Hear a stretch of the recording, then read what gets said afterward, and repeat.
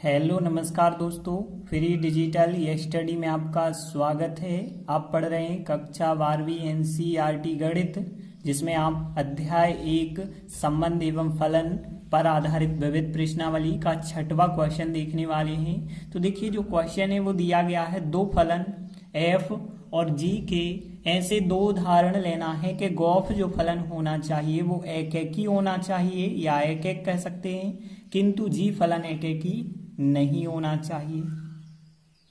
तो देखिए, यहाँ पे सवाल में आपको एक एफ फलन मानना होगा और एक जी फलन मानना होगा, और ध्यान रखना होगा कि एफ तो एक एक ही हो सकता है लेकिन जी एक एक ही नहीं होना चाहिए। तो देखिए, सबसे पहले हम मान के चलेंगे एक फलन। तो मान के चले हम कि पहले नंबर हमने एक एफ फलन माना जो प्राकृत संख्याओं से पूर्णांक संख्याओं पर होना चाहिए, और एक हम जी फलन मानेंगे। लेकिन ध्यान यह रखना है कि जी फलन एक एक ही नहीं होना चाहिए, एफ एक एक ही हो सकता है। तो देखिए, जो एफ एक्स फलन हम मान रहे हैं, एफ एक्स फलन को हम सीधा एक्स मान ले रहे। एक्स मानने से क्या होगा, एक्स का मान आप कुछ भी यदि प्राकृत संख्याओं में से रखें तो यहाँ पे हम लिखेंगे कि जहाँ जो एक्स का मान होगा, यह एक्स का मान जो है निर्भर करता है एन पर, मतलब एन के अंतर्गत होगा। अब देख सकते हैं यहाँ पे, यदि आप एक रखेंगे तो एक उत्तर आएगा, दो रखेंगे दो आएगा, तीन रखेंगे तीन आएगा, मतलब एक अवयव का एक ही उत्तर होगा। ऐसा नहीं होगा कि दो अवयव रखने पे एक उत्तर आता होगा। तो यहाँ पे यह फलन तो एक एक ही हो जाएगा, लेकिन हमें एफ से तो कोई मतलब नहीं था, हमें जी फलन से मतलब था और गॉफ फलन से मतलब था। अब देखिए, हम तथा करके मानेंगे, एक जी फलन मानेंगे, और ध्यान देना जी फलन जो होगा जेड से जेड पर है। इस बार आप जो है पूर्णांक संख्या रखोगे और आंसर भी आपको पूर्णांक मिल सकता है। तो देखिए, एक जी फलन आपको मानना होगा, जैसे मान के चलते हैं हम। अब देखिए, जी एक्स फलन ऐसा फलन मानना होगा जो एक एक ही नहीं होना चाहिए। तो देखिए, जी एक्स फलन हम मान रहे हैं, मापांक एक्स मान रहे हैं, या फिर हम एक्स वर्ग भी मान सकते हैं। देखिए, अब यहाँ पे मापांक एक्स हमने क्यों माना, क्योंकि यदि आप यहाँ पे देखें एक रखेंगे यदि, तो एक का मापांक आपको एक आंसर प्राप्त होगा, जेड से जेड पे है। यदि -1 रखेंगे और -1 का मापांक निकालेंगे तो भी एक होगा, +1 का मापांक भी एक, -1 का मापांक भी एक, मतलब एक ही तो नहीं है। तो देखिए, हम यहाँ पे बताएंगे जो यहाँ x का मान है यह z पर निर्भर करता है। तो हम लिखेंगे कि जहाँ पर x जो होगा इस बार जो है z के अंतर्गत होगा, z मतलब पूर्णांक संख्याओं के अंतर्गत होगा। अब देखिए, हम एक रखने पे उत्तर एक पाते हैं, -1 रखने पे भी उत्तर एक पा रहे हैं। इसका मतलब है जो जी फलन है वो एक एक ही नहीं है। तो यहाँ पे यही बात हम लिखेंगे कि चूंकि यदि हम देखें, यदि हम एक बार एक रखते हैं तो देखिए, जी एक का मतलब होगा एक का मापांक, और एक का मापांक कितना होता है, एक होता है। तथा यदि हम देखें -1 रखते हैं तो -1 का मापांक हमें करना होगा, और -1 का जो मापांक होता है वो भी +1 होता है। देख सकते हैं कि दोनों बराबर आ चुके हैं कि जी एक का मान भी एक आया है, जी -1 का मान भी एक आया है। लेकिन हमें एक बात पता है कि दो अवयव हमने जो एक और -1 रखे थे, यह अवयव आपस में बराबर भी नहीं हैं। तो अतः हम कह सकते हैं कि जो हमें दो अवयवों का एक ही आंसर मिला और दो अवयव अलग अलग थे, तो इसका मतलब है कि जो जी फलन है वो एक एक नहीं है। एक एक लिखें या एक एक ही लिखें, बात एक ही है। तो देखिए, हमारा जी फलन तो एक एक ही नहीं है। अब हम सिद्ध करेंगे कि गॉफ फलन एक एक ही है। तो देखिए, अब आपको गॉफ फलन मानना है। गॉफ फलन क्या होगा, तो ध्यान देना, आप लोगों ने पढ़ा है, यदि कोई फलन एफ ए से बी समुच्चय पर है और कोई जी फलन जो है बी से सी समुच्चय पर है, तो इन फलन का जो संयोजन गॉफ होता है, गॉफ ए से सी समुच्चय पर होता है। तो यहाँ भी यदि हम देखें, ए बी और बी और सी हो गया, तो इनका गॉफ जो बना होगा वो ए से सी बना होगा, मतलब हम कह सकते हैं कि एन से जेड पर बना होगा।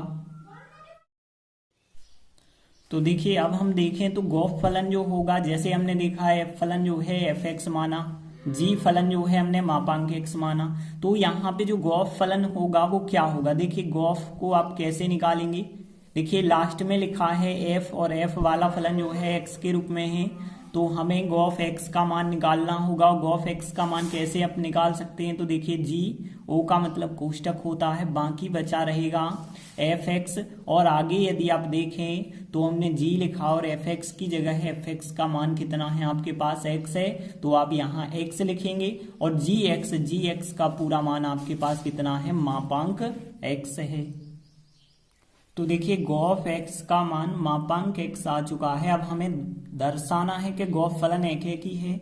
तो यदि आप देखें तो यहाँ बात हो रही है n से z की, मतलब n प्राकृत संख्याओं से जो गॉफ फलन है वो प्राकृत संख्याओं से z पर है। तो देखिए एक बार आप 1 रखेंगे, 2 रखेंगे, 3 रखेंगे, -1, -2, -3 तो आप रख ही नहीं सकते, क्योंकि बात हम कर रहे हैं प्राकृत संख्याओं की। 1 रखेंगे तो 1 का मापांक आपको 1 मिलेगा, 2 रखेंगे 2 का मापांक 2 मिलेगा, 3 रखेंगे 3 का मापांक 3 मिलेगा, एक अवयव का एक प्रतिबिंब बनेगा, मतलब एकेकी तो हो जाएगा गॉस फलन। तो यदि कोई फलन एकेकी होता है तो आप कैसे करते हैं, तो यहाँ पे देखिए एकेकी के लिए जो हमने आपको नियम बताया था, बहुत सारे सवालों में भी किया था कि यदि हम f(x1) का मान, यदि हम f(x1) का मान बराबर ले लेते हैं f(x2) के और आगे सॉल्व करते जाते हैं और x1 बराबर x2 यदि मिल जाता है तो जो f फलन होता है वो एकेकी कहलाता है। लेकिन अब यहाँ f की बात नहीं हो रही, यहाँ पे हम गॉफ की बात कर रहे हैं। तो हमने लिखा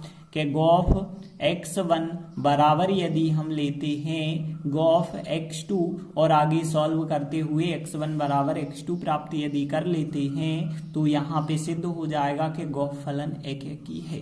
तो देखिए हमें पता है गॉफ x का मान कितना है, मापांक x है, तो गॉफ x1, x की जगह यहाँ x1 आएगा तो यहाँ पे आ जाएगा मापांक x1। अब x2 यदि रखेंगे तो यहाँ पे आएगा फिर मापांक x2। अब देखिए आपको पता होगा जब भी आप मापांक हटाते हैं तो प्लस माइनस के चिन्ह आते हैं, तो यहाँ पे x1 बराबर प्लस माइनस x2। जब भी मापांक हटाएं तो प्लस माइनस आएगा, और वर्ग हटाएं, वर्गमूल लेते हैं तो भी वहां पे प्लस माइनस चिन्ह आता है। अब देखिए यहाँ पे हम कहेंगे x1 बराबर x2 ही होगा, माइनस x2 के बराबर नहीं हो सकता है, क्योंकि हमें पता है जो गॉफ है उसके जो भी x1 x2 हैं वो n के अंतर्गत हैं। तो हमने यहाँ पे ही बताया था कि जो x1 और x2 दो अवयव हमने लिए हैं ये प्राकृत संख्याओं के अंतर्गत लिए हैं, मतलब यहाँ पे x1 और x2 दोनों धनात्मक होंगे। तो हमने लिखा चूंकि जो है x1 और x2 दोनों धनात्मक हैं, इस वजह से केवल हमने धन चिन्ह लिया है, ऋण नहीं लिया है। देखिए अतः हम कह सकते हैं कि जो गॉफ फलन होगा वो एकेकी होगा। गॉफ फलन जो है एकेकी फलन है या एकैक है, और यही हमें सिद्ध करके बताना था, तो यही हमारा सवाल सिद्ध हो जाता है। देखते हैं अगला 7वां प्रश्न है, बिल्कुल इसी प्रकार का है, लेकिन अब एकेकी के स्थान पे आच्छादक की बात की गई है। दो फलन f है, एक फलन g है के उदाहरण फिर हमें बताना है। गॉफ आच्छादक होना चाहिए, लेकिन f जो है वो आच्छादक नहीं होना चाहिए। मतलब जो है f जब आच्छादक नहीं है तो g आच्छादक होगा। अब देखिए, अब ध्यान से आपको फलन मानना होगा, जो f फलन है वो आच्छादक नहीं है, तो इस वजह से हमने लिखा माना। देखिए सबसे पहले हम f फलन ही मानेंगे जो प्राकृत संख्याओं से प्राकृत संख्याओं पर ही है, तो मान के चलते हैं हम एक f फलन है जो n से n पर है, और हम बता देते हैं fx बराबर हम कुछ ऐसा फलन मानेंगे जो आच्छादक ना हो। तो देखिए यहाँ पे हम जो फलन मान रहे हैं x+1 मान रहे हैं। x+1 हमने क्यों माना है, आप देखें यदि हम n से n की बात करें तो देखिए यदि हम 1 रखते हैं तो यहाँ पे 1+1 2 उत्तर आएगा, 2 रखेंगे 3 उत्तर आएगा, 3 रखेंगे 4 उत्तर आएगा। तो एक चीज आप देखें, आच्छादक कब होता है, जब आपका जो दूसरा समुच्चय सहप्रांत होता है उसका हर एक अवयव आंसर बन जाए। तो यहाँ पे देखिए 2 आंसर बना, 3 आंसर बना, 4 बना, 5 भी बना होगा, लेकिन आप बताइए क्या एक आंसर यहाँ पे बनेगा कभी। तो 1 तब बन सकता है जब आप 0 रखेंगे, और 0 तो आपके पास उपलब्ध है ही नहीं, तो आप 0 नहीं रख सकते हैं, तो यह फलन जो है आच्छादक नहीं हो पाएगा। तो हमने fx बराबर x+1 माना है, x+2 मान सकते थे, x+3 मान सकते थे, कुछ भी आप यहाँ पे मान सकते हैं। तो हमने लिखा जहाँ पे यहाँ जो x के मान होंगे वो कहाँ से होंगे, ये भी हम बता देते हैं, वो प्राकृत संख्याओं से होंगे, क्योंकि यदि पूर्णांक से लेते तो फिर कुछ भी आंसर आपका आ सकता है, फिर आच्छादक हो जाता। तो यहाँ पे देखा जाए तो fx बराबर हमने x+1 माना है, जहाँ पे जो x के मान है वो प्राकृत संख्याओं पर निर्भर करते हैं। तो हम यहाँ पे बताएंगे कि यहाँ पे एक की बात करेंगे, एक किसी भी अवयव का प्रतिबिंब नहीं है, तो यहाँ पे हम लिखेंगे कि एक जो है y के अंतर्गत आता है, और y मतलब यहाँ पे सह प्रांत के अंतर्गत आता है, सह प्रांत के अंतर्गत आता है, लेकिन यह जो है x के किसी भी अवयव का प्रतिबिंब नहीं है। तो देखिए हमने लिखा कि एक जो है y के अंतर्गत तो आता है, लेकिन यदि बात करें x का कोई भी n के अंतर्गत ऐसा अवयव नहीं है जिसका यह प्रतिबिंब हो, तो फिर हम कह सकते हैं कि अतः जो f फलन होगा वो आच्छादक नहीं हो सकता है, क्योंकि इसका एक अवयव खाली बच चुका है। तो यहाँ पे अतः जो f फलन है आच्छादक नहीं है। तो देखिए हमने f फलन ऐसा माना जो आच्छादक नहीं है। अब हमें g फलन तो आप कुछ भी मान सकते हैं, लेकिन ध्यान रखना कि गौफ जो है वो आच्छादक होना चाहिए, और गौफ यदि आच्छादक है तो g को आच्छादक होना जरूरी है। इस वजह से आपको मानना पड़ेगा, जो g फलन लेना होगा तो हमने तथा मान के चल रहे हैं कि जो g फलन हमें मानना है वो प्राकृत संख्याओं से प्राकृत संख्याओं पर तो मानना है, लेकिन ध्यान रखना है कि जो gx फलन होना चाहिए वो आच्छादक होना चाहिए, और आच्छादक होगा तो देखिए हम इसे दो भागों में बताते हैं, एक तो आप x-1 और एक तो आप 1। यहाँ पे यदि आप x का मान प्राकृत संख्याओं में 1 से बड़ा रखते हैं तो x-1 फलन होगा, और यदि x का मान 1 रखते हैं तो उसके लिए आप आंसर 1 होगा। ऐसा हमने क्यों माना है, देखिए आप कहते कि x-1 अकेला मान लेते तो फिर यह परिभाषित नहीं होता, क्योंकि यदि आप 1 रखते तो 0 आंसर यहाँ पे मिलने लगता। देखिए यदि आप gx बराबर x-1 अकेला मानते तो 1 रखने पे आपको उत्तर यहाँ पे 0 मिलता, और 0 उत्तर नहीं मिलना चाहिए, क्योंकि यहाँ n से n पर है, फिर ये परिभाषित नहीं होता, तो इसके द्वारा परिभाषित हो जाएगा। तो इस प्रकार से हमने g फलन माना। अब देखिए हमें g फलन के बारे में तो कुछ भी नहीं बताना है, f आच्छादक नहीं है हमने बता दिया। अब हम बताएंगे गौफ आच्छादक है। देखिए हमें g जो है आच्छादक है या नहीं बताना, यदि बताना होता तो g निश्चित ही आच्छादक होता। अब हमें बताना है, तो अब यदि हम देखें तो मान के चलेंगे कि जो गौफ फलन होगा, देखिए तो गौफ फलन के बारे में हमने आपको पहले ही बता दिया था, यदि कोई फलन a से b पर है और कोई फलन g जो है b से c पर है तो गौफ फलन a से c पर होगा, मतलब n से n पर हो जाएगा। देखिए यहाँ a b c एक से हैं तो इस वजह से कोई प्रॉब्लम भले ही नहीं है, लेकिन आप ध्यान रखना कि गौफ फलन a से c समुच्चय पर होता है। और देखिए अब यदि हम देखें यहाँ पे फलन का मान, जैसे हमने यहाँ पे दिखा f कोई फलन है और fx का मान x+1 है, g कोई फलन है, gx का मान यह दिया गया, गौफ कोई फलन है, तो अब हम निकालेंगे कि गौफ x का मान क्या होगा। तो ध्यान देना गौफ x का मान हम कैसे निकाल सकते हैं। तो देखिए हमने g लिखा, o का मतलब था कोष्टक, और बाकी क्या बचा होगा, fx बचा होगा। और यदि हम देखें g fx, तो देखिए g fx का मान कितना है आपके पास, x+1 है, तो x+1 हमने लिखा। अब देखिए यहाँ पे gx+1 की यदि बात करें तो देखिए x+1 और यहाँ x+1 जो है प्राकृत संख्याओं के अंतर्गत है, तो यहाँ पे निश्चित ही x+1 का जो मान होगा वो 1 से बड़ा होगा। तो हम कह सकते हैं कि चूंकि यहाँ पे x+1 का जो मान होगा वो बड़ा रहेगा हमेशा 1 से, तो इस वजह से x+1 को हम g फलन में तो रखेंगे, लेकिन यहाँ रखेंगे। यहाँ क्यों नहीं रखेंगे, क्योंकि एक थोड़ी होगा x+1 का मान 1 से बड़ा रहेगा, मतलब x-1 के अंतर्गत आएगा।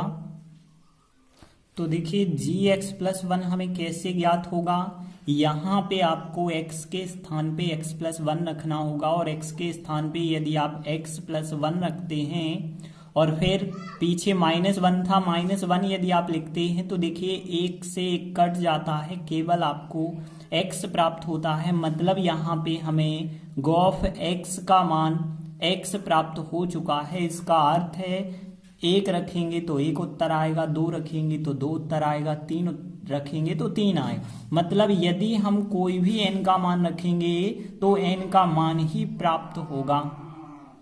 तो देखिए यहाँ पर स्पष्ट है, यहाँ क्या स्पष्ट है कि आप देखिए x का मान कुछ भी यदि प्राकृत संख्याओं से लेते हैं तो यहाँ स्पष्ट है प्रत्येक x के मान के लिए, प्रत्येक x का मान यदि आप प्राकृत संख्याओं से लेते हैं तो उसके लिए जो भी आप x लेंगे वही आपको आंसर प्राप्त होगा। मतलब जो भी हमने x लिया है वही हमें y प्राप्त होगा। आंसर को हम y कहते हैं, तो इस वजह से हम कह सकते हैं कि जो भी हमने x लिया है आंसर हमें वही प्राप्त हुआ है, जो आंसर आता है वह y आ रहा है।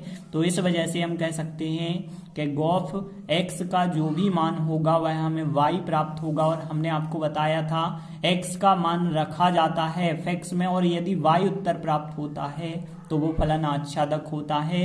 तो अतः हम कह सकते हैं कि गॉफ फलन जो होगा आच्छादक होगा।